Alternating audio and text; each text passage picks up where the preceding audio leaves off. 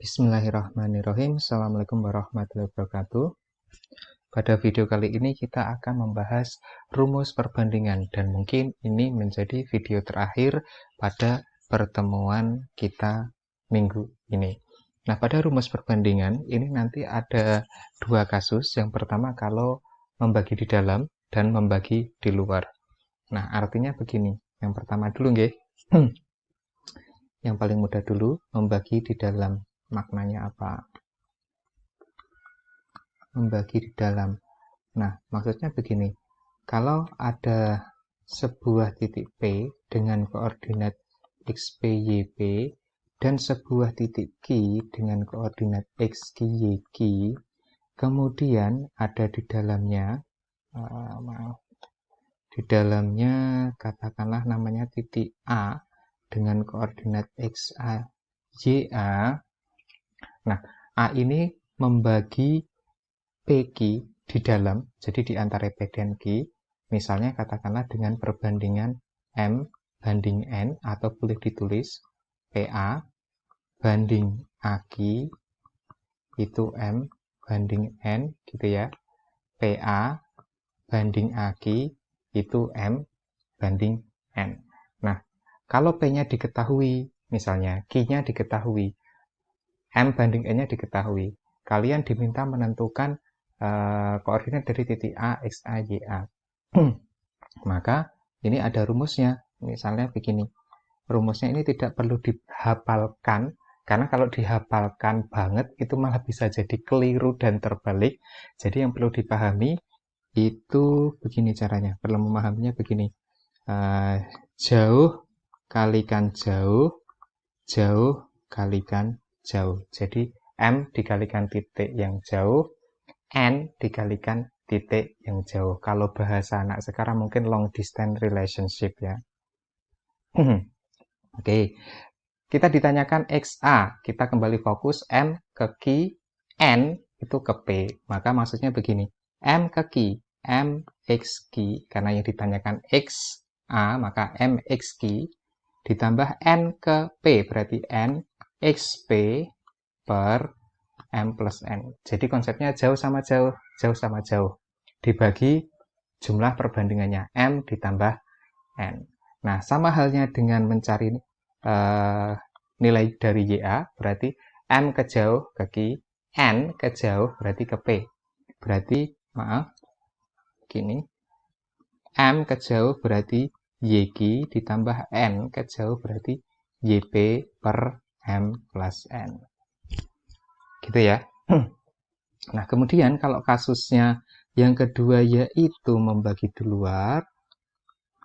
Membagi di luar, itu maksudnya begini.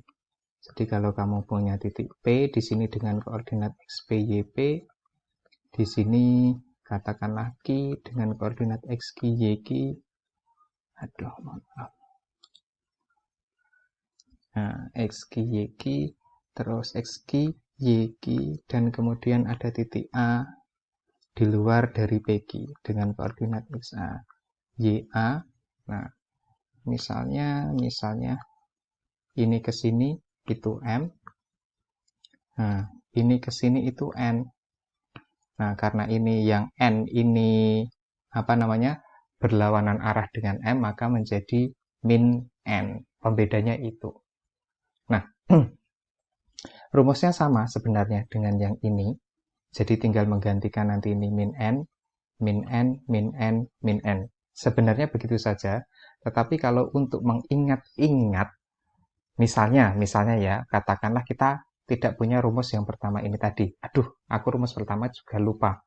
Tapi aku harus disuruh mencari rumus yang kedua, karena pertanyaannya ada satu pertanyaan yang kasusnya itu membagi di luar. Nggak mungkin dong kamu mencari yang membagi di dalam dulu, gitu. Nah, caranya begini. Ubahlah gambar ini. Jadi, ubahlah gambar ini, ya. Ubahlah gambar ini menjadi gambar yang membagi di dalam.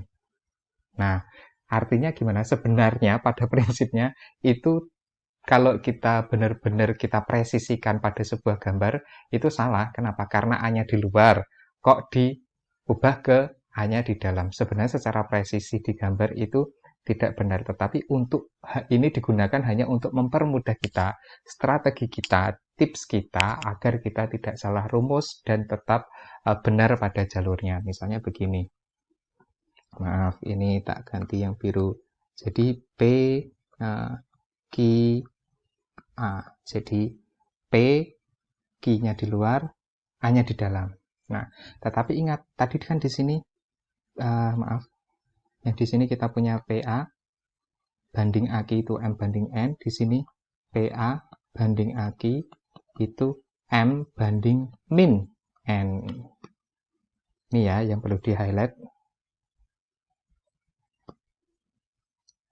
Nah, ini yang perlu di highlight. PA banding AQ itu M banding min N.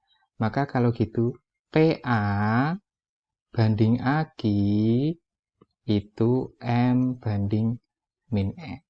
Ini sendiri bisa dibaca PA banding AQ itu M banding min N.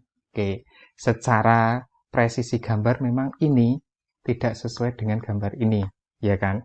Tetapi ini kita gunakan, kita manfaatkan tipsnya, triknya, strategi kita sendiri untuk mempermudah mencari rumusnya, yaitu dari gambar yang ini. Caranya gimana? Caranya sama dengan memperoleh ini tadi, jauh sama jauh, jauh sama jauh. Nah, jadi prinsipnya kalau gitu nanti M dengan Q min N dengan P. Berarti kalau kita ditanyakan XA berarti M dengan Q berarti MXQ. Kan harusnya begini, ditambah. Nah, min N dengan P berarti min N X P per M plus min N gitu loh. Nah, harusnya begini. Nah, ini bisa kita tulis menjadi MXQ gitu ya, min NXP per M min N. Ya, rumus ini podo mau ganti min N ini saja. Sama dengan yang ini tadi, maaf. Nah, ini ya, sama dengan yang ini. Ke sini hanya ganti min saja. Dengan cara yang sama berarti YA berarti MYQ min N YP per M min N. Gitu nggih. Ini teorinya. Berarti mungkin kita butuh satu video lagi terkait penerapan pada soal atau masalahnya.